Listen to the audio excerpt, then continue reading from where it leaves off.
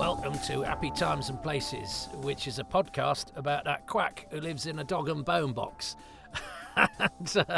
and this is my attempt to do a slightly different opening to this positively inclined podcast, which has me, Toby Haydock, looking at an episode of Doctor Who and improvising at my peril. Hello, Toby. As you can see, I'm recording this urgent message from Gallifrey. For the people from your podcast who don't know me, I am Nev Fountain. I am a writer of many things. I'm mainly known for comedy because I contribute to Private Eye and Dead Ringers. And I do write some murder mystery books with a science fiction twist. The story I want you to watch, Toby, is set on Gallifrey and it is called The Invasion of Time. Well, hello and welcome back to the Happy Times and Places commentary for The Invasion of Time. And time has passed since I watched episode 4. Christmas time, no less, has passed. So I feel hopefully refreshed from the Christmas holiday. And I'm sorry if you've had to wait. Well, I mean, if you're not a patron, you won't have had to wait. This will be out the week after, but also it will be out 6 months later. All this talk of Christmas, and you'll be getting this in, I suspect, June or July. But the patrons, they're getting it in a different sort of J. They're getting it in January. And this is a story with a couple of interchangeable J's, Jabliff and Jasco. No, he's Abliff, isn't he? He's Jabliff in the book. We'll get on to that. Anyway, hello. It's a Happy New Year if you're a patron, Happy Middle of the Year if you're not, and there is a plug for why patronage is at times advantageous, although I would say probably not on this occasion, he says, selling his wares like a pro, because if you were excited by the cliffhanger for episode 4 of The Invasion of Time, which both Nev Fountain and I chose as its high point, then you've probably had to wait, a month to hear the conclusion of it. So anyway, there we go. The Sontarans have drawn their weapons and been pointing for quite a long time. But anyway, let's beat around the bush. Let's trim the pampas grass no more and get on with things. And the first comment is about pampas grass. See, I haven't forgotten everything that was going on. It got a bit let's say it swung back and forth in episode 4, and it looks like making no attempt to cease its pendulousness. Frank Shales says, I've never heard of the pampas grass sign until it was on one of the later Comic Strip Presents episodes, films, ? I thought they made it up. The parents of my best friend at school, a fellow Who fan, I used to watch the repeats from season 16 round his house. His dad's absolutely loved the humorous conceit of the pirate captain having a piratical peg leg and hook equivalent, but extended to half his body being cybernetic. Had pampas grass. I dread to think of the possibility that they were swingers, though I did fancy his mum. If you're reading this, Mark, sorry. Sorry, Mark. He fancies your mum, Mark. John Hall says, count me in as a pampas grass virgin. If for some reason you missed episode 4, and the listening figures do vary. Some people, some mid episodes don't get as many listeners, which is something I've not been able to stop happening.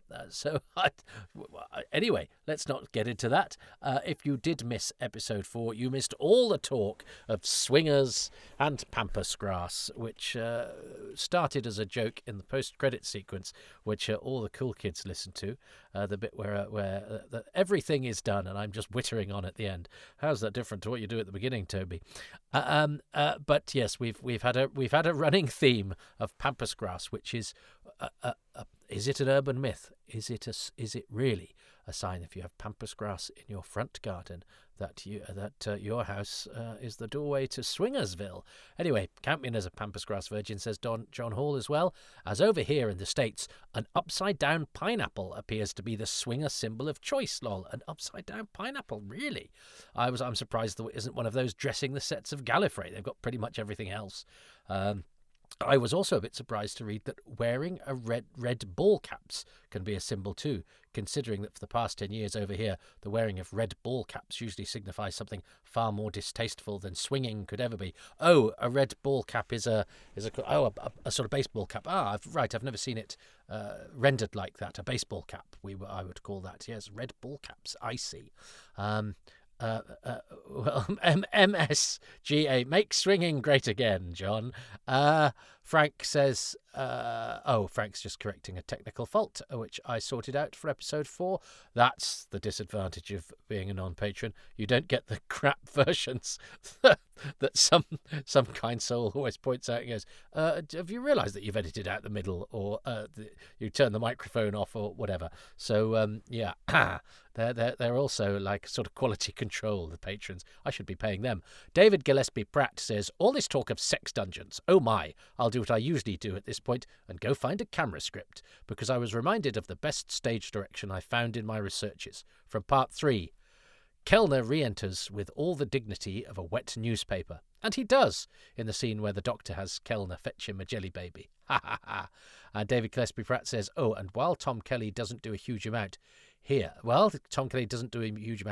he is absolutely wonderful in Sapphire and Steel. Yes, he is, and I interviewed him about that, and it wasn't supposed to be as big a role as it became. A lot of his roles, Tom Kelly's roles, were sort of supporting, almost non-speaking roles that he ended up getting promoted through. So well done to Tom Kelly, who's still about. He's a Facebook friend of mine, actually, and very beautiful. But I know Joe Ford from the Hamster with a Blunt Penknife is a bit of an admirer of Tom Kelly. I think he's a beautiful man, if you're one who finds men beautiful. Robbie Carnegie says, I'm enjoying the chance to look at the invasion of time in a more positive light. Favourite things in this episode are Dudley Simpson's music, which really helps to power along the action, albeit sounding very Blake Sevenish. And once again, Louise Jameson, this time for her kick at the TARDIS door. As ever, she does something unexpected and brilliant. Yeah, you could pick something she does for every episode, I think, Louise. And this is her last one. Adam Parkin says, I completely agree with both of you about the cliffhanger. It's so good and the score is brilliant. I wonder if it was a surprise back in the day, or if the advertising at the time gave away that the invasion of time is a 6-parter with the Sontarans in it. Well, Adam, we have some people joining in. Frank Shale says, by the end of season 15, having a series of 4-parters followed by a 6-part final story felt like a bit of a tradition, which is weird because it only really started in Tom's second year. The planned Zygon story got held over and was ultimately made as 4 parts. Pertwee had some, notably the Let's Sloman epics after the Shorter Demons. We got 4 years. After the Shorter Demons, we got 4 years of 6-parters by them ending seasons, albeit with other money-scrimping 6-parters in the body of the seasons. So maybe it was a 1970s genuine intention to end each season on 6-episode stories. J&T got 2 extra episodes for his first year, or the equivalent of 4 if we also count K9 and Company, so disrupted the pattern and got exec producer Barry Letts' desired more first nights, although he did want to finish Sharda. If he had, we could have had the largest run of episodes since the 1960s, maybe up to 36. Makes today's rate of output look a bit measly. Yes, I know the factors, just having a bit of fun. And Peter Ware says, it was a total shock. And welcome to the viewers of this podcast. And we're reading the comments from patrons about the strongest parts of the previous episode. As is our wont, we lead into this episode by seeing what other viewers have thought of the previous one, and they're reacting to what Nev Fountain and I have discussed. So Peter Ware, former assistant editor of Doctor Who magazine, a lovely fellow to boot, says, as someone lucky enough to watch episode 4 on transmission, I can confirm that the appearance of the Sontarans at the cliffhanger was the most exciting thing ever. I don't recall the Gallifreyan quarry looking orange, though. Was a colour filter added or enhanced for the DVD release? Someone with a better memory than me, please remind me. Jason Thompson comes in at this point. It was always orange, says Jason. I saw it first on the UK Gold Omnibus in the mid-90s, and it was definitely that way then. The restoration has certainly made it more vivid, but it's not an addition that wasn't there to start. And not that they always got it right. Remember the hoo-ha on the DVD release when the colour grading made Barusa's robe look a different colour on film and video? Yes, I do remember that. This was just before I started working on the range, actually. This is a bit of a crossroads, because I remember discussing the commentary for this when we were doing, I think, Monster of Peladon, because I wasn't wild about the commentary of this, because it's the same 4 people on all 6 episodes, when there was an array of guest actors and technicians who you could have used, some of whom aren't on the making of. They could have anyway. And also Matt Irvin's on it, and he didn't work on this show, which seemed really odd. Anyway, Frank Shales says, I wondered why they made the sky orange. It seemed strange to hark back to something Susan said in season 1, especially as they remembered it wrong. Susan said that her home planet's sky was burnt orange at night, not in the daytime.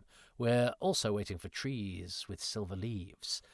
Many thanks, Jason and Frank, says Peter Ware. Then we have Paul Goodridge, who says, I've always struggled with the invasion of time, which always seems to me a story which starts... Are they recording Stephen, though, Frank, or are they recording the bit in the making of Doctor Who? Can't remember.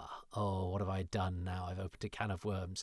I think you'll find at the end, because there's a quote, isn't there, about what Gallifrey's like in the making of Doctor Who, and I wonder if there was one of those on the producer's desk. That's more likely than them having quotes from Marco Polo and the Censorites and things like that stuck around the office, eh?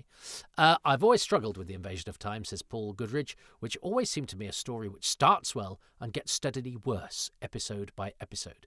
Many have rightly praised Milton John's slimy and reptilian performance as Kellner, but the bit where he tries to put his hands over Storr's ears to help block out the noise when the Sontaran is wearing a helmet is a moment that makes me cringe.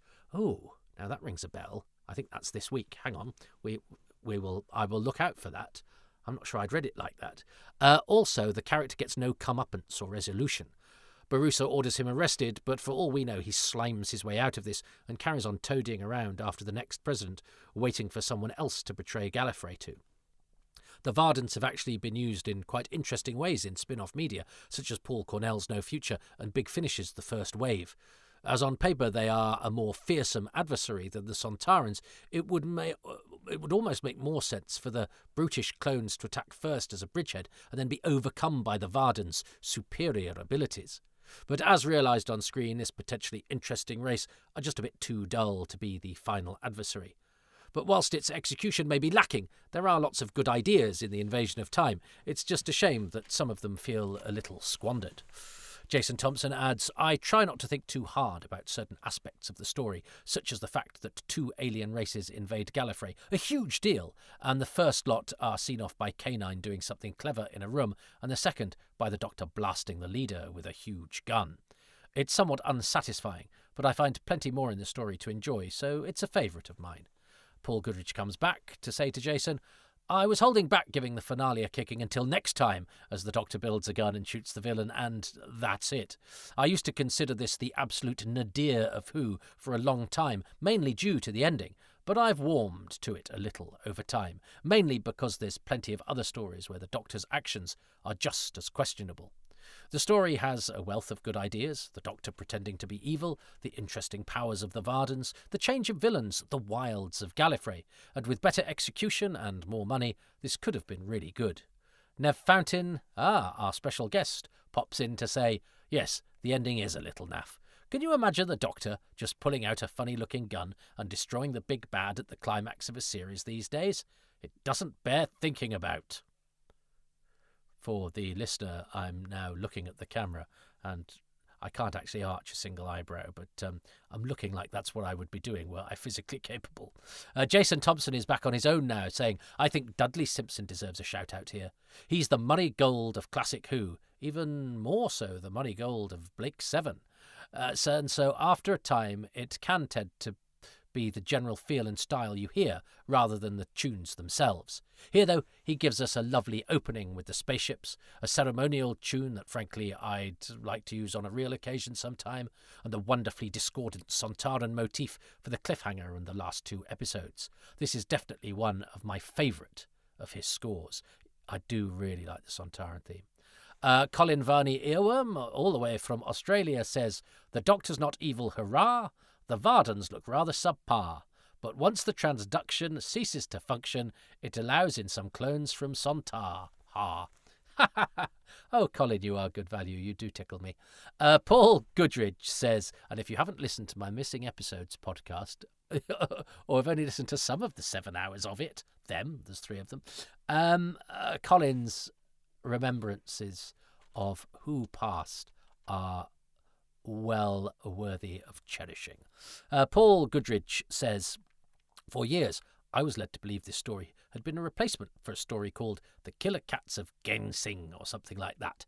This story was then abandoned as far too expensive to realise. More recently, I read this was actually just a title Graham Williams flippantly used at a convention while holding a drink. The Killer Cats of Gin Sling. Is this true? Were the killer cats named after a beverage?" And Richard Bignell dives in before I can, because Richard has all of this stuff at his fingertips, tattooed to his eyelids, and it's very helpful to me. The title of David Weir's script, says Richard, was actually Killers of the Dark. The Ginseng title does originate with Graham Williams misremembering what it was called when he was interviewed at Panopticon 7 years later in July 1985. But it had nothing to do with him holding a drink. The definitive answer there, Biggers, thank you. John Hall says, "That intermittent thumping sound heard during this podcast was Mary Whitehouse turning in her grave." Ha ha ha. Did I do an intermittent thumping? I can't remember. John Hall says, "Disappointing, aren't they? Sadly sums up the Vardens with brutally cutting efficiency. They've since joined the ranks of other Doctor Who monsters who work much better on paper or on audio than on the visual spectrum, alongside such dubious company as the Crotons, the Nymons, and, oh dear, the Merca." Mr. M.L. Dunstan comes in to say, "An enjoyable episode. Tom Baker is obviously taking the piss, but he is so good. The dialogue is great in the story and is very cleverly written. The Vardens were really awful. I would expect to see them on the later seasons of ITV's The Tomorrow People. But the cliffhanger was very good indeed. I don't think it could have been done any better. Like the S&M look of the Sontaran costumes. Lol. Well, you lol away, Mr. M.L. Dunstan. A batch of pampas grass is on its way to you." Jasper says, "I saw there were 6 parts on iPlayer. The Sontarans were in several of the thumbnails. I was patiently waiting for them, and I was still startled by their sudden appearance. The cliffhanger is just that good. Also, earlier today, I was listening to an older Happy Times and Places episode from about 1.5 years ago, and you mentioned pampas grass. Oh, perhaps I've only got one joke, Jasper, and I just do it every 18 months. Alex Rowan says, "There's an interview with Gay Waterhouse online where she very briefly, sadly, reflects on her Doctor Who role. Gay Waterhouse reflects on her teenage Griffith job acting in Doctor Who and challenges for racing." I'm sure you'll be able to find that if you Google it, or you can go to my Patreon page and click on it, because the comments are accessible to everyone, even free members. And that's Alex Rowan's comment on The Invasion of Time, episode 4. Thanks, Alex. I will go and see what she says, because I'm always happy to see an interview with a Doctor Who guest actor I've not seen or heard interviewed before. Alex is back to say, "I have a bit of a tale to tell about this story that reflects the Australian experience of the invasion of time. Part 1 was shown for the first time in my region on Tuesday evening, 27th of March, 1979. I was 9. But my family was out visiting family and did not get home in time to watch Doctor Who, as promised, grr, lol, so I missed it. So I had to tune in for the first time for Part 2 the following Monday and tried to pick up what had happened. It was very confusing that the Doctor was behaving so terribly without the context of the first episode. It was also a while before I cottoned on to the fact that the Doctor had finally arrived on his home planet. It also seemed that he had been to this planet quite recently, and I started to smell a rat. You see, I'd been distraught when Sarah had left the TARDIS at the end of The Hand of Fear a year earlier, almost to the day, but I'd consoled myself that at least we were going to see the Doctor's home planet next week. I excitedly tuned in to see the next episode, called The Face of Evil, which was set in a weird jungle with some tribal people. The TARDIS landed and the Doctor popped out and started talking to me and wandering around with no particular mission in mind. It did not take long for me to work out that this was not the adventure the previous episode had promised. Had the Doctor lied to Sarah, chucked her out of the TARDIS and gone off somewhere else without her, for no good reason? Can I tell you what a disappointment this was? I complained bitterly to my mum, and the best explanation we could come up with was that a story happened between TV stories that we weren't being shown, like the Doctor saying he'd met Shakespeare or visited the planet Tharg as a throwaway comment. I felt swindled, and it made the loss of Sarah even more heartfelt, though I did grow to love Leela. Now here's the Invasion of Time telling me there was a story there, and some important stuff happened, and we never saw it. What? It was some time later that I was given the novelisation of The Deadly Assassin, and was able to experience it in some form. And there it was, on the title page, based on the BBC television serial. Why didn't we see it? It was some time before I realised how our censor had interfered to rob us of not only The Deadly Assassin, but also The Brain of Morbius, Invasion of the Dinosaurs, and a number of other stories that predated my viewing experience. It was some years before I saw The Deadly Assassin or Brain of Morbius in full, unedited, which was after the censorship system changed here and things became more sensible. Thanks for giving me the opportunity to get this generational trauma off my chest, Toby. Oh, I feel for you, Alex. I feel for you, yes. But, yes, and the fact that, of course, in those days you had to work such stuff out. There was nowhere to look this information up, which, as I say, I think sort of more rewarding. Frustrating and rewarding, but that just goes to show it's better than sort of coasting, isn't it? With everything at your fingertips. Oh, anyway, Colin Varney Earworm, another Australian, says, as a fellow Australian, Alex, I feel your pain. We should seek out other damaged Antipodean fans and launch a class action against ABC for our deep trauma. Did you recall that the ABC screened Morbius as a 60-minute omnibus with massive cuts that rendered the story meaningless? It was presented in an adult time slot as a Doctor Who special, long after the initial showing of Season 13. Alex pops in to say, "Ha-ha, I remember only too well. I was so looking forward to it until I was scheduled for a medical procedure that very night. It was years before I eventually saw it on VHS. I will be the first member of our support group. Oh, send me pictures, Aussie support group. Ha-ha. Richard Mignall is back. Of course, the Part 4 cliffhanger would be the choice," he says, referring to the cliffhanger for Part 4 that both Nev and I chose as our favourite things. "How could it not?" says Richard. "I think for the first time since the Ark, and I think they're the only occasions where they do it, they run with the idea that the story is all over and the Doctor is finally leaving wherever he is, only to pull the switcheroo and some far greater menace is just around the corner. The music for the reveal is absolutely fabulous, but oddly not so effective in the slightly different version at the beginning of Part 5. Yes, I remember that. It's not quite the same. Hurrah for the cliffhanger." Thank you, Richard, for putting the official seal of approval on our choice. Shane Blaze says, "Of course, one of the best Doctor Who cliffhangers of all time would involve my favourite space battle potatoes. It's only correct. Santaha." And Joel Aaron says, "Playing the game of what you say in everyday life that comes from Who, I've regrettably been saying versions of 'I've been meaning to do this' for centuries in my best pompous Barusa voice. Obviously paraphrasing the original, but I love how it confuses my younger students. Sometimes I think they're genuinely worried about me." I'm sure they are, Joel. Another Australian. So the Invasion of Time has clearly tickled the senses of those in the Antipodes.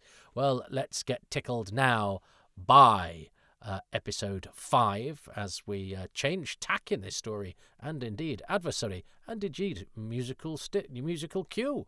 And we're going to watch the story by pressing play in 3, 2, 1. So here we are, episode 5 of The Invasion of Time, or is it episode 1 of the Invasion of Time Sontarans? Because it is that old thing, isn't it, that Robert Holmes always used to suggest, of adding a 2-parter onto a 4-parter in order to make give a bit of variation to your six-parters, so they didn't seem like one long tale. I'm not sure I'm 100% with him on that. I think the seven-parters work because they have various different subplots. We may get onto that if I find myself stuck for something to talk about. But here we have the Sontaran invading force, although it rightly sort of describes them. They're a sort of commando unit, aren't they? He's not a hugely highly ranking Sontaran. He's just a commander. So this does suggest that this is like they're the paras. They've sort of they've been snuck in. They've dropped in to do a sort of securing and a wrecking, and that, I guess, leads to that's a typical joke of this period. The SSSS, isn't that carrying alliteration a little too far? And it leads, and I think explains the casting of Derek Deadman as Storr. Derek Deadman is a very recognisable character actor if you grew up when I did. He was Ringo in a comedy called Never the Twain, but he always played sort of Cockney, sort of either workmen or thugs or slightly intellectually challenged types. And he does have that slight lisp, and he's got a big sort of chin and a sort of face that's played a lot of rugby or had a lot of boxing matches. A great face for a character actor. Not the sort of casting that I would necessarily pursue for a Sontaran, but this is what's kind of happened to the Sontarans here, and I'm trying to rationalise it. I'll be on the I'll be on the nose with you. I don't think this works, but I am aware that there are issues with my position. I will accept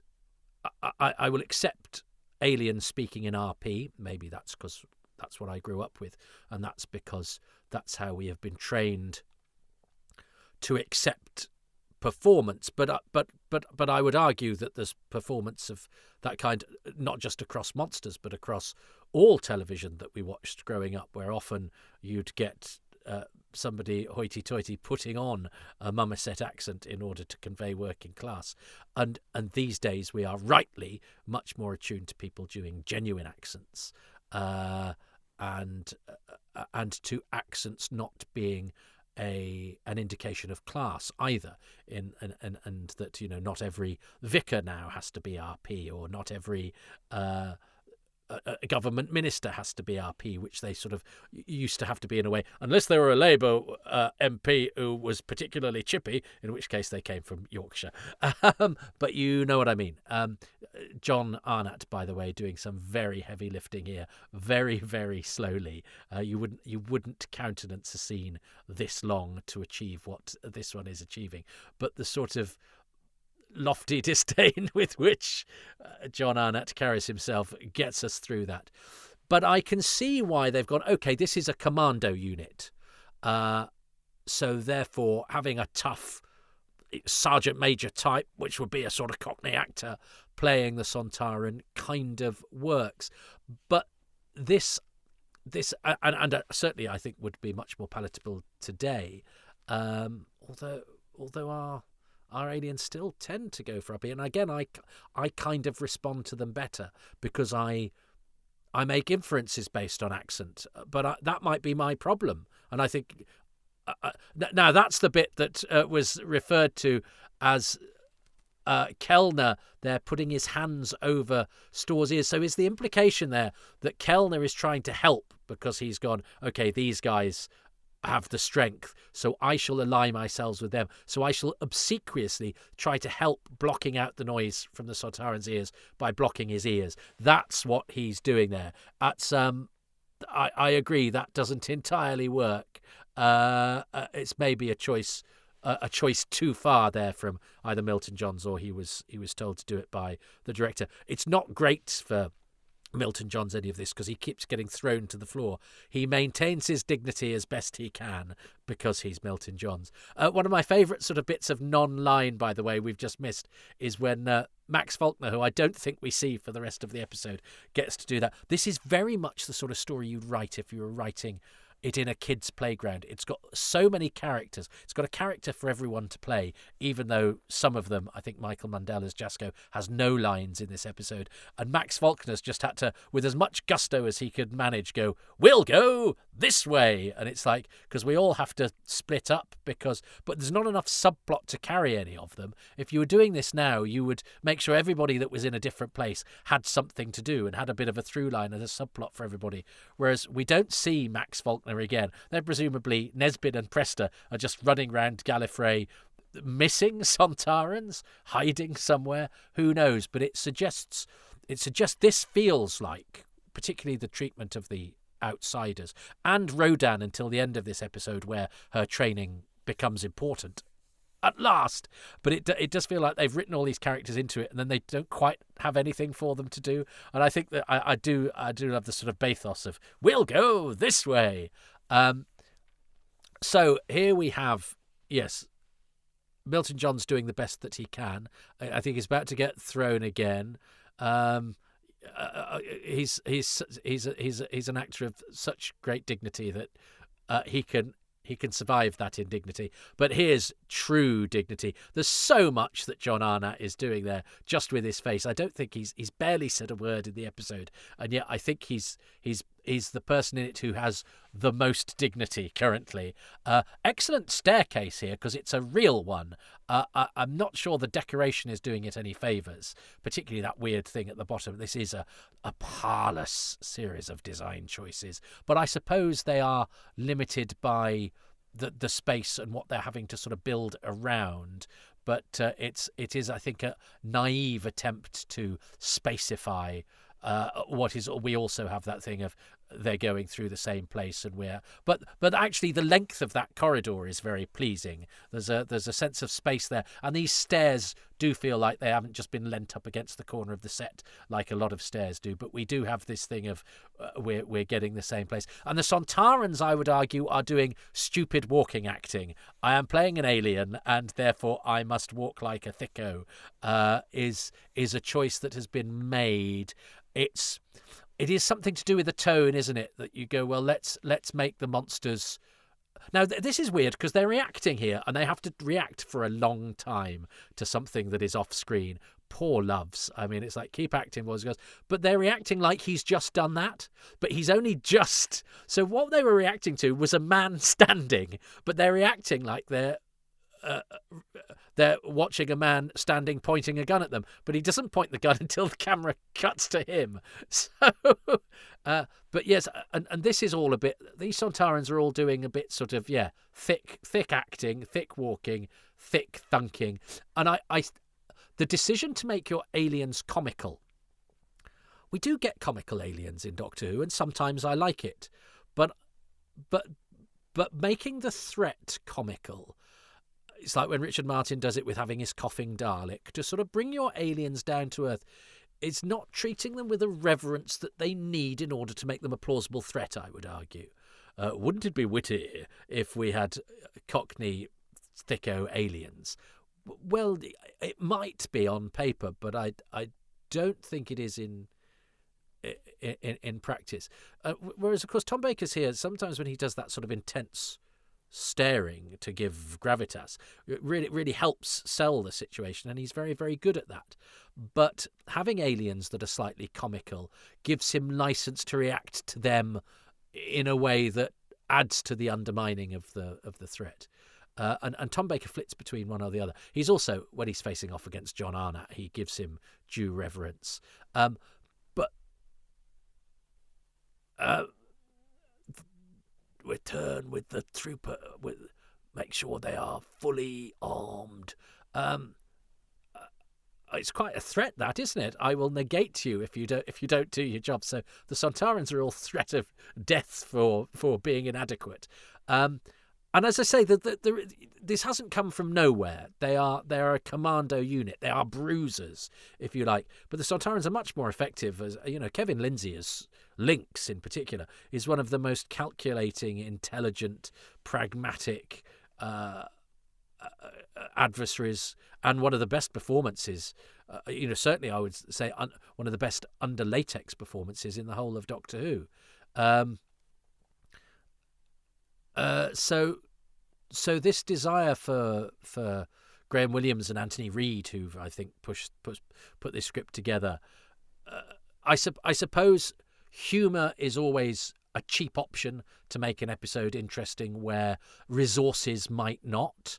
But I think the humour works slightly contrary to what this episode needs, or that door just hit that table thing or whatever it was, and it wobbled slightly. There's a tattiness here that I think that the glib humour kind of fails to excuse, and in fact compounds the if it's tatty and everyone's working really hard, you sort of go, oh my god, they're like Louise Jameson there touching his arm there, just that subtle touch and the drive that she takes to get everybody out. She is working at 100% at every moment in order to make this the best it can possibly be. When people aren't, it makes you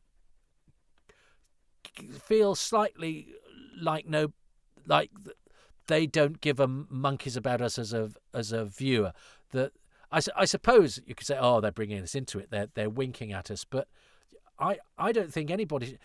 If a waiter delivered me a bad plate of food and then did a joke with it, I would be like, don't say you're taking the piss now, son. Whereas if they delivered me a late plate of food, but were still polite and were kind and said, it's taken so long because of this, and presents it in a way that is sort of professional and delectable, you kind of forgive the shortcomings in a way. You haven't earned my matiness as a viewer if you're dicking about. Whereas I love what John Arnott is doing here. Is having K9 coming back is that a joke? Because he's not doing a rearguard action. If he was at the back, you would go, yeah, he's covering the tail. And then he could stop Michael Mandel being killed without saying anything, which has just happened there. And I'm a sucker for this sort of scene. I'm a sucker for one of my earliest memories is of V, when a couple said they were going to get married. And I immediately went, well, that guy's going to die. And of course he does. He gets mortally wounded in a corridor and says, get her out of here. And he sort of holds off the rear guard. So I'm a sucker for a scene like that, where something like this happens, where Abliff, in this case Ray Callahan, who did get a line, and he was very RP.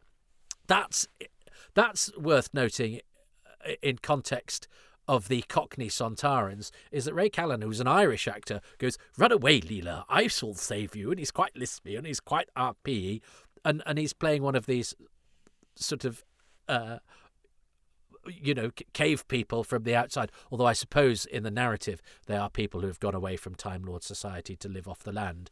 So maybe they would keep their RP accent. But if anybody for the sort of translation of status and background or whatever would be accepted to have a sort of guttural accent, I would suggest it would be your Outlers. But he was very proper for the one line that he had. Again, him and Jasko were sort of rather interchangeable, weren't they? And they were both killed in the same scene, which again seems rather a waste. But at least Abliff got to do the sort of, I'm mortally wounded, but I will kill a Sontaran first before doing the then. I can no longer support myself and I will peg out, which is sort of now quite comical. But I'm a sucker for those scenes where somebody says, leave me. It's how I want to go, actually. I want to be mortally wounded and take controls of the alien spaceship and crash it into the mothership just after everybody's got into the escape pods. That's how I want to go. And if I can't do that, to be mortally wounded and make people leave me while I take one of them out before I expire. Yeah, that's so if at my funeral say he died as he wanted to, if I haven't done that, they're lying. Now all this stuff, I like all this stuff about who guards the guards, who watches the detectives. This idea of Time Lord society having been sort of well thought out, and the idea that Rassilon didn't want anyone to have absolute power, so gives to the hands of the Chancellor the key that the President can't have. And the fact that Borusa's first go is to bluff the Doctor, and the Doctor knows it, and the fact that you kind of believe the Doctor when he's got his gun on him, but you also know that Borusa will acquiesce, but they have to go through this little game first. This is all mighty stuff. This works because the actors are doing it very, very well. I think it's intelligently written. It's well written. It speaks of a world that has a logic outside of the confines of the scene. I buy it all, but I buy it mostly because of this gimlet-eyed, as I say, rather lofty Chancellor, played here brilliantly by John Arnott, who is doing the opposite of the shoddiness, the shonkiness that we see elsewhere, by remaining absolutely implacable. See, that's a good Sontaran line. For the strong, everything is impossible. And as I say, it is my own breeding and the mores of television at the time that make me resist. You will release the force field. He will lead me to the great key. That sounds wrong to my ears. And as I say, if we can have an alien who's been trained at RADA, why can't we have one who's been a barrow boy? But it is about translation convention, I think. I think. And you see, some of the jokes I don't like in this, and I don't think.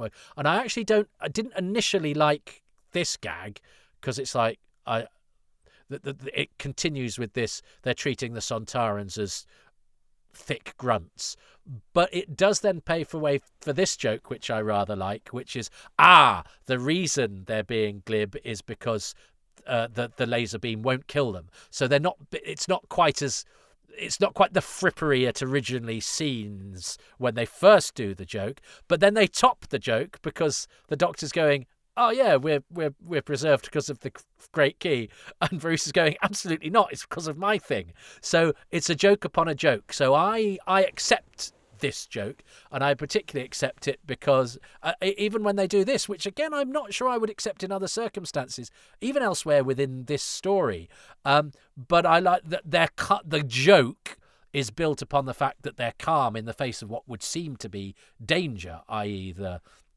guards. And why didn't they run in the first place? Well, they don't need to run. That they are both slightly superior in their treatment of these aliens, so they know they can sort of afford to walk until such point as they decide they don't need to. It is perhaps a bit much, but because of the way that it's played and because of the quality of the gags, even up to this one where and he does this well because you could do that badly, you could do that really badly, and he maintains his dignity throughout. I think John and the whole run thing, which again in lesser hands, I can imagine Sylvester McCoy, I'm afraid, doing that sequence not very well at all, a bit too muggily and putting a bit too much effort into it. It's the very low key way that it is done that makes it a funny joke. And I've used the phrase lofty disdain too many times already for Borusa, but that's how he's carrying himself, and it is the key to his success as somebody that brings a dignity to proceedings. But here's another joke. How do I feel about this joke? You can see Tom Baker going, I think this would be witty, and Louise Jameson is there trying to join in. It's okay. This is brilliant though. I love that when he says I trust her, and she gives that smile, and she is absolutely sincere when she says then I shall look after him. And I love that. This is what's key to the Doctor and Leela's relationship, because on the surface it is fractious and he's rude to her, and she's snappy back to him, but underlying all of that is a mutual respect and an appreciation from her and a desire from her to get his approval, that he actually does have but doesn't always show, but he knows that she can sort of take it. It's clever, and the actress Louise Jameson, I think always delivers on that front, and it shows that relationships are about far more than just what people say to each other, and good actors convey that with looks and with moments. And it's almost though he's handing over. He's sent, and that's quite a good joke. It does all that sort of technical stuff, and Rodan says, "Have you got a screwdriver?" I think that's quite a funny joke. His mask looks much better on film, doesn't it? Everything looks much better on film, but this stuff all looks absolutely beautiful. Although very, and you can see his eyes. That's all very effective. Milton Johns is acting his socks off. I feel a bit for Hilary Ryan. She's had nothing to do this episode, but now she's got this sequence, which is rather fun, and she's playing it very deadpan. But it's interesting, isn't it? And I think she is quite posh, but she plays the accent a lot more than she plays the character in the way. It's again, I guess we have to go back to the time that we're watching it, where accent was much more of an indication. Is that the TARDIS groaning? That's a very weird addition, isn't it? That's another of those things that they go, should we chuck this in for a laugh? I'm not sure how I feel about that. It feels like another of Tom Baker's ideas, that the TARDIS is sort of grumbling at being messed about with. But and he's playing it sincerely, as if she is a character, if you like, that is expressing an emotion. I'm not sure how we feel about this. They've gone to a bit of effort here, haven't they, to give Derek Deadman something to punch. I like that, showing that Sontarans are really, really strong, and I do like the three fingers business. That's one of the things that they will get rid of as time goes by. But this is a nice sequence, I think, where the Doctor's rabbiting on and she's going, Finkelgruber. Oh, or the subtitles say Winkelgruber. And I thought it was Finkel, and then she said Winkel. But I quite like the way that this is shot and played. That she's not looking at him, and then we're focusing on him in the background. And you have the thing that she's concentrating on the task in hand while he's rabbiting away. I quite like the dynamic between them, and that, of course, does pave the way. We've just sent Leela out of the room and almost ushered in the Rumana, if you like. And that's a great top to the sequence where she says hand because he's going to help her up. So I think Rodan is actually a better character than I'd remembered, but she is hampered by the fact that in previous episodes she's done very little. And up till now in this episode she's done very little. But when she does do stuff, it's like the performance isn't allowed to go much beyond the hoity-toity accent, which is a shame because she's got great potential. But I think that's the time we're playing in. A lot of actresses at this time had to play parts with this sort of very pronounced RP, which I think means we struggle to get to grips with them in the modern age, when it was a performance style that was, perfectly acceptable then. And of course you wouldn't get controls that were this manual these days. It would all be sort of computerized and digitized. I do quite enjoy the fact that this is suggesting grinding gears and bits like that. That again, they couldn't have appreciated that actually most things would be, whatever moved that piece of mechanic wouldn't have to be done manually these days. It would be done via the pressing of another button or the programming of a computer. And Tom Baker, he looks at the camera here. He's really testing us here, but because it's going negative and because the camera's moving about and because there's a sound effect. But if you take all that away from everything, what he's essentially doing there is he looks at camera and then rather lazily lolls backwards, but it's slightly disguised by the way that it's shot. Two single captions there for Derek Deadman and John Arnott, but we're still going in order of appearance. It's my thing about the closing credits. So it's an interesting episode, that, isn't it? It's a mixture of things. I think the comedic treating of the Sontarans is not a great move, but as I say, I don't think it comes from nowhere. There is at least a thought process that leads to that. I still think the design, sorry, as Barbara Gosnold's name comes up, I know it's compromised by some of it being in the studio and some of it being on location, and the location helps in many ways, like the solidity of those stairs. But I think the decisions that have been made, I think some of that corridor design is gobsmackingly awful. Sorry. And some of the jokes don't work, and some of the jokes are too indulgent. I think Tom Baker is occasionally too indulged and will get more indulged as this period of the show goes on. And yet some of those jokes I like. So I one has to be honest about anything that we receive, is that we're a sum of our parts and our experiences. And if we like something, we let it go. And however I might try to disguise why I let it go, because of context and because of the way it's played or because of this or that or the other, at the end of the day, we either like something because it chimes with us or not because it doesn't. But I think Derek Deadman is odd casting, and particular, and it does every time those Sontarans sort of walk like idiots. There is a way you can walk like an idiot. I just don't think it helps. What they should be is, crack troops, commandos, which is what they're written as, and what some of those decisions have come from. But I think they've made the wrong decisions. They should be bundles of muscle and energy, and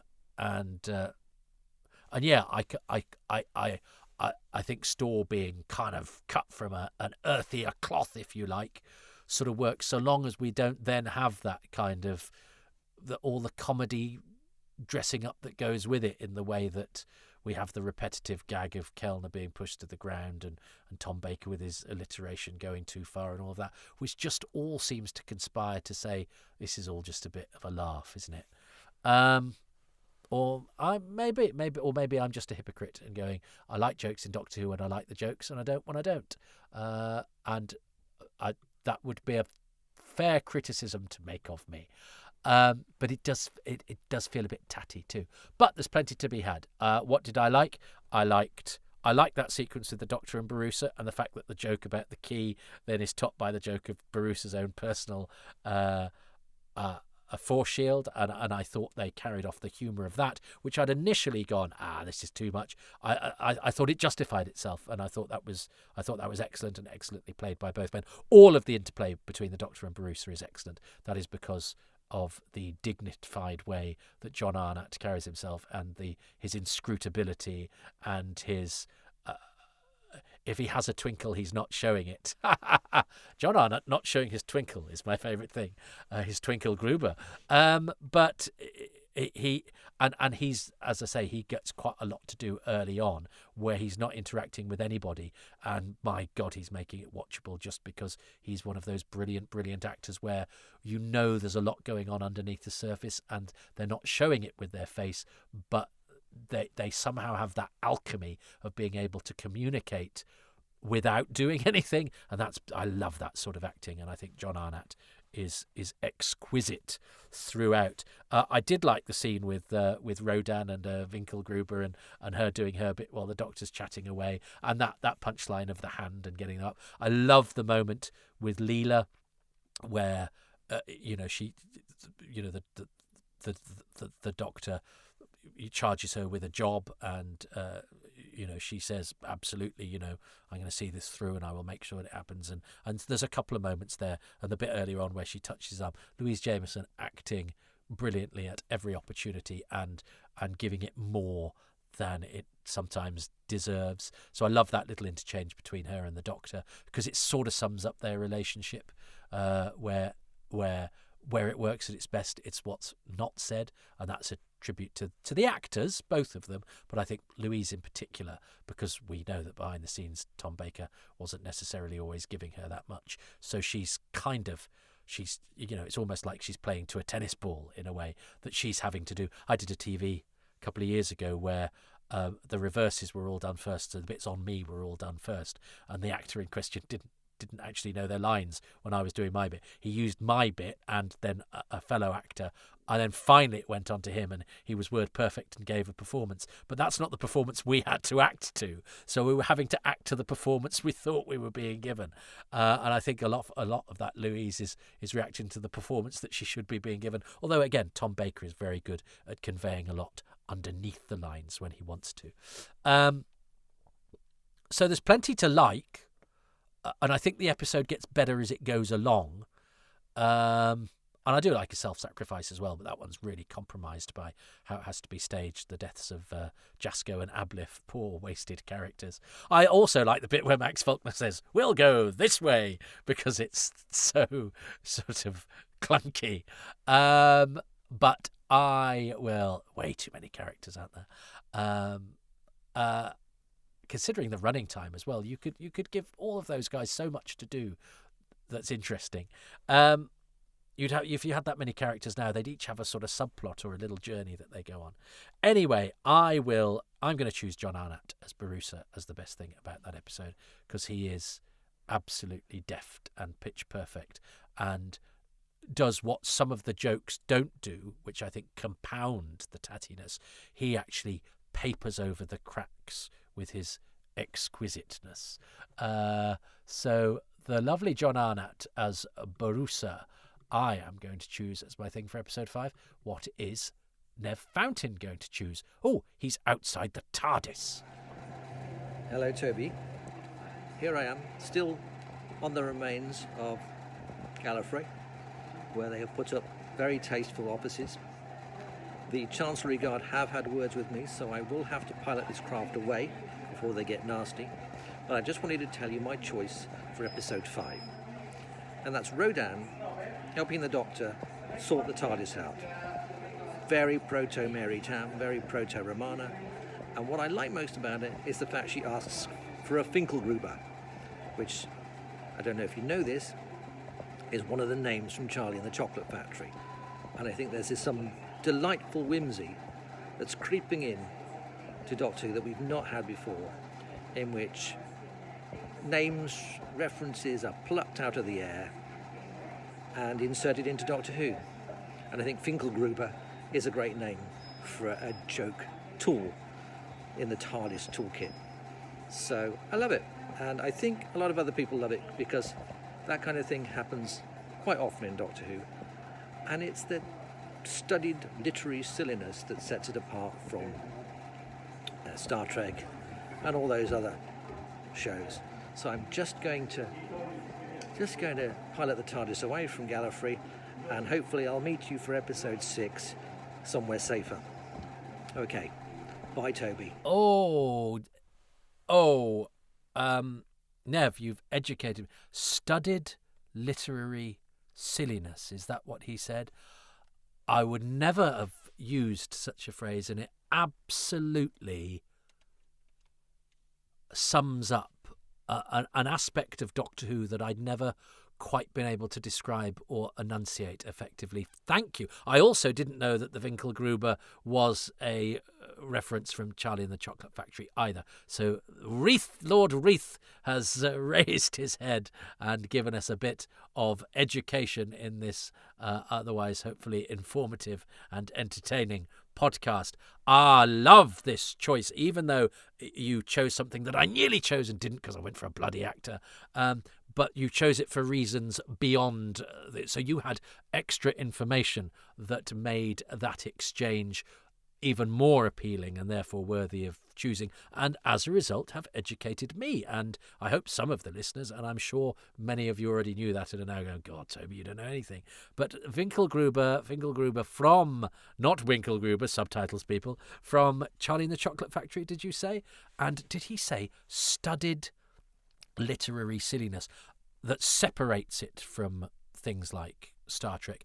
And that is absolutely it. Now that's interesting, isn't it? Because and that's where jokes and things, but why do I like a joke more if it has a literary basis? Is that because I like the idea of showing off and being able to go, I know what that's from? Well, no, because I didn't know that one. Would I have liked it better? Would I have chosen that scene if in choosing that scene I'd been able to say, and I know the reference that is? Maybe I would. And that's tricky, isn't it? Because then we go, so do I only like things that enable me to parade my great knowledge? Well, I think there's nothing wrong with something indicating to you that you know things, or that you are well read, or that your circle of knowledge is outside of Doctor Who. I think that's important, seeing as we can get so consumed by Doctor Who that actually, even in getting consumed by Doctor Who, its tendrils reach out so far that even if you spend all day every day thinking about Doctor Who, you still know about this historical event. You still know that word in the English language that's an obscure one. You still know that quotation from that Shakespeare play because they are to do with Doctor Who, and then as a result of your deep diving into Doctor Who, you learn about those things and then maybe go and check those things out. My Shakespeare knowledge has definitely been helped by the fact that Doctor Who led me there often, and then going there I would find other stuff that then sometimes led me back to Doctor Who or led me in different directions, but always improved my knowledge of Shakespeare, which is something that I know quite well. So I think that then takes us to where Doctor Who works beyond it being just a love for Doctor Who, and why it is therefore important and why it improves us, which I don't think is too lofty a thing to say. I've used the word lofty too often. I certainly need to improve my vocabulary in that regard, but I have used it in different circumstances as well as using it in the same one a lot. I like that phrase that you coined there, Nev, and I think that is an important element of Doctor Who's appeal. Studied literary silliness. Because it is quite light and it is quite jokey, but it has ballast from its source, and its source is great literature, which if that, even if we're only sucking that in through osmosis, not necessarily going back to the source, that can only be nourishing in more than a purely superficially entertaining way. I love that contribution, Nev. I like that choice, even though it wasn't my own. And I love the way you invoked it. So thanks. Yeah, good. Well, I'm going off to do some studied literary silliness of my own. But I was to the manner born. And let's take that with us as an example of, yes, something that Doctor Who does particularly well and that perhaps separates it from the other beasts, which is why it should do that sort of thing more than some of the more, I think, obtuse humour. I think it's because there's a slight edge sometimes to Tom Baker when he's being funny, that sometimes when it's dark and sardonic is really good, but sometimes when it's like, screw you, it does slightly alienate me, and he does a bit more of that in this period, and you don't know whether it's because he's doing it to the producer or the people on high because he's sort of untouchable and the star. I don't know. It's tricky, isn't it? It's tricky. These things balance with humour, with science fiction, with television production. That's why it's a miracle that Doctor Who is often as good as it is, because balancing all the ingredients required to make an entertaining, action-packed, funny, intelligent, accessible, child-friendly, adult-satisfying program. These in 25 minutes. It's harder than it looks. So whilst one can get a bit cross with it sometimes, and I think I've said in earlier episodes, it does feel like the series is fraying at the edges, which is why I sometimes find this period is disappointing. That said, I'd always watch it. Well, no, maybe not Underworld. I don't know. I don't know. I like it more than perhaps I did when I first discovered it, but I discovered it on sort of ropey bootleg video as well, which again I don't think really helps it. I don't know. Write in, folks. We've only got one more chance to see how the rest of you feel. I think I'm in accord with most of the viewers, actually, in terms of the shortcomings of Invasion of Time. But have I helped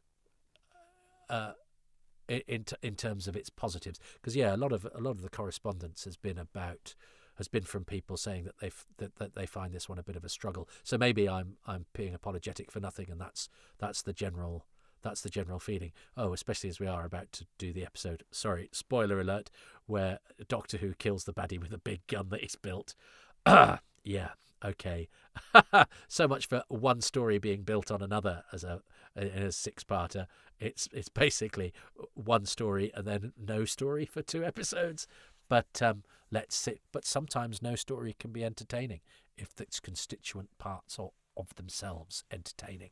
Let's see what happens. But I'm going to go down the apples and pears to see the trouble and strife, as a Sontaran commander would say.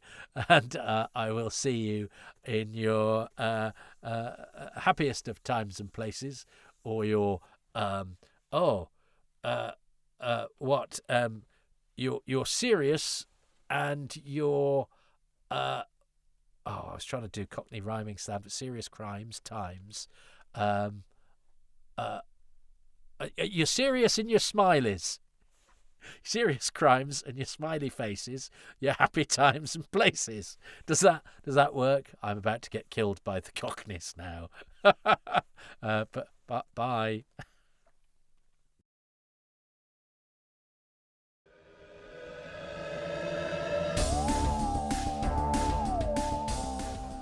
Thanks very much for listening to Happy Times and Places, which is presented by me, Toby Haydoke, and my special guest, Nev Fountain, who you can find all over social media, and he writes for Private Eye, which you should avail yourself of. I'm grateful to Nev and to the patrons who make these podcasts possible, and they include Ruben Herfindahl, Stephen Moffat, Peter Burns, James Curray-Smith, Peter Harness, Ronald Hayden, Rob Leonard, Christopher Meredith, Gavin McLean, Richard Straw, Neil Tate, Nick Tedston, Nick Delisle, Daniel Brennan, James Brindley, Dara Carville, Luke Ashby, Robert Davis, Andy Priestner, Steve Jenner, Don McClay, Daniel Mybus, Colleen Varney Earworm, Alex Tilbury, Steve Appleman, Josh Bernard, Michael Page, Darth Selfie, Tim Knight, Harry Palmer, Mr. M.L. Dunstan, Brandon F. Moore, Owen Hargreaves, and Timothy K. Brown. The music is by Dave Gates and the artwork by Dylan Patterson.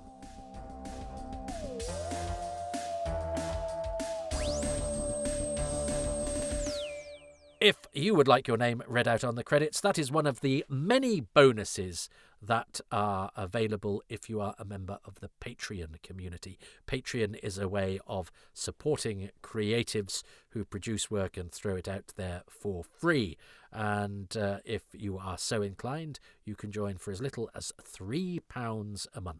And for £3 a month, you get access to everything. There is nothing really, apart from a few trinkets as inducements further up the ladder, but there is nothing withheld from you at the lowest paying tier. There is a free tier as well that I haven't quite worked out what to do with. But for £3, you get everything that the people who pay more than that get in terms of podcast releases and access and all of that. There is nothing denied to you at £3, but you can pay 5, 10, 20, 50. You can pay £100 if you want. I'll tell you what, you can pay more if you want. Just let me know. But I really do appreciate the amount of people who pay £3 a month, because you all actually mean that I can, somebody asked me this today, I can actually do a little less of the travelling that I used to do as a comedian on the road, and I can spend time doing these properly in a recording studio, editing them together and hopefully making them sound good. I hope these sound good and professional for you, and I can spend time writing and doing the other things that I produce. And that's all at patreon.com/Toby Haydoke, which you can subscribe to now. If you want to contribute but without subscribing to a monthly obligation, you can go to ko-fi.com/Toby Haydoke, where you can make a donation of whatever amount whenever you like. There are also ways of supporting it without having to dip into your hard-earned resources, because I know times are tough now and everything costs a lot. I bought some Sinutab the other day, £7.25. Good Lord. And I was quite poorly, so that was two patrons, two of my £3 patrons got me most of those. Thanks, guys. I'll choose two at random. So those Sinutab was sponsored by Garth Maker and Ian Bradley. Thanks, guys. It was your money that I spent on Sinutab. But God, so there we go. What am I talking about? Yes, I was putting. Am I still doing the plug for the? I am. So what I'm trying to say is that yes, even with no financial contribution, you are still supporting these by listening to them. But if you spread the word, you could do it vocally in the pub, tell your friends, write someone a letter, tell your pen pal. But also if you go on social media, and particularly if you give these 5 stars, a thumbs up, a like, a subscribe, and anything in the places that you get them from, that really helps to make them visible and to push them up the charts and to do all of the things that really encourage listeners to consume this stuff, which in a crowded market out there, and it really is, really, really does help. And I'm very, very grateful. Thank you. I'm also all over social media myself, so you may want to avail yourself of what I'm offering there, which is on Twitter at Toby Haydoke and at Haydoke Podcasts, and also on Blue Sky, where I'm just me, Toby Haydoke.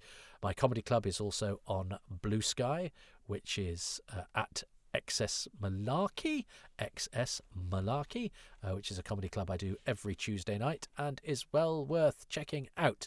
And there's quite often Doctor Who-y type people there as well.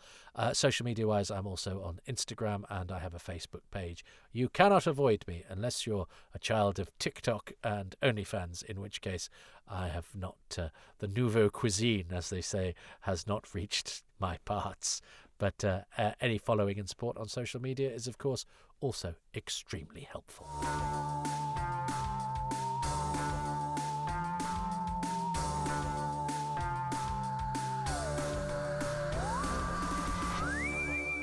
Well, there we go. That was a long time coming. There's been a bit of a gap between episodes 4 and 5 for me. I hope you haven't, if you've been listening as these release. So we've just started watching a series on Apple, and we were like, oh, should we watch episode 2? And there wasn't episode 2 because they've only released episode 1. It was like, oh, whoa, do we have to wait until next week? It's amazing how you get used to things so quickly. Of course, the idea that you'd watch episode 2 after episode 1 is a relatively new development.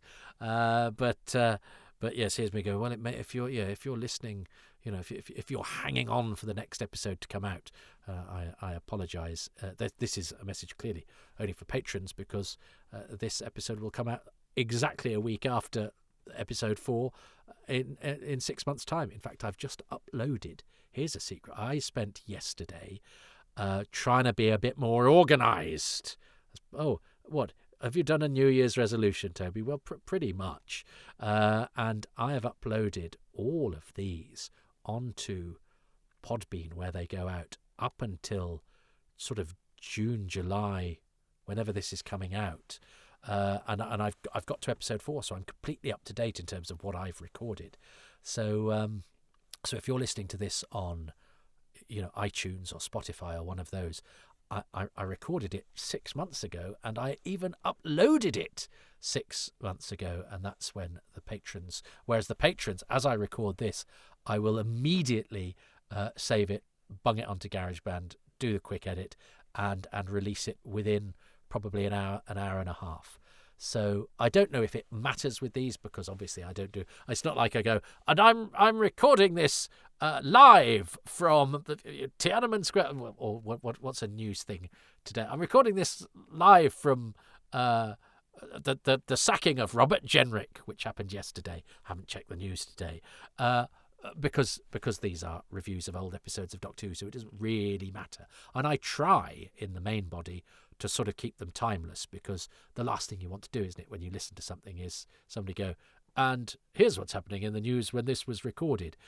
To all intents and purposes, if you're listening to this on Spotify, I would hope you don't realise until now that I'm recording this on the 16th of January 2026, as opposed to whenever it is you're listening to it. I think it's certainly up to July, because what I was quite pleased by was that I'd managed to put a 6-month gulf between the Patreon release and the non-Patreon release, which I'd kind of lost ground a little bit. But that was partially because I'd forgotten to release a load of omnibuses, which I thought I'd released to the on general release, and actually hadn't, and have been sitting in the vaults for years. Happily they're on Patreon, but not out there. So anyway, this is what my spring cleaning has done. I've got up to date with the omnibuses. I've got a 6-month gap between Patreon and non-Patreon, and I've even written a January to-do list. This is get me trying to be more organised. I've been leaving my phone in a separate room from my bedroom so that I do not scroll last thing at night and first thing in the morning. I mean, this, as I say, it's the 16th of January. Come 25th, I'll be going. And I was doom scrolling at 4 o'clock in the morning, getting cross with an opinion of somebody, some bot. But I've started well, and I've already put a line through. Oh, so work, here it is. I've already put a line through one of my jobs, which was in brackets, redacted in capital letters, insert name of story here, heights. So one of the jobs I do is to give the heights of actors to the animation team so that all their characters are the right heights. So there we are. The animation team for the latest animation now have the correct heights of all the actors in redacted story. Q2 book. I've got a couple of things there that I haven't done anything for. This is for January, so I've still got my Q2 book as my Quatermass 2 book stuff to do, although I have been emailing Stuart Manning about the artwork that's going to go on the cover, so that is working. Invoices. Oh, nice line through that one. Nice line through that one. Little note to say, check for any more. I probably have got some outstanding. Emails. Yep. So I've done 3 out of 1, 2, 3, 4, 5. 3 out of 5. Two of them are awkward personal ones. 2 of those are awkward professional ones, and one is just one I need to have a slight run up to. But yeah, there's 4 very awkward emails I need to write. One, a couple because I'm awkward as to how they'll be received. No, they'll all be awkward to write and awkward to be received. But they're there staring at me now, so I need to get those done. Admin, I need to sort out the website domain. I've got to back up and clear my desktop. I've kind of done a lot of that. I would say I've cleared it. I haven't done all the backup. I've sorted that with the medication. Oh, emails to casting directors. That's an evergreen need. And Patreon, upload weekly Bernards till June. Done it. Get omnibuses up to date. Upload onto Podbean too. Done it. Upload Happy Times and Places straight to YouTube, not to Patreon. Haven't quite done that. Done some of that. Right, so there we go. There you go. There's a window into my. I'm just boasting that I've been quite organised. But anyway, that dates us. You can carbon date us now to the 16th of January, 2026. But whenever you're listening to this, I hope you're very, very well. That's quite a long post-credits sequence, but at least it didn't make reference to sex parties. So things are looking up.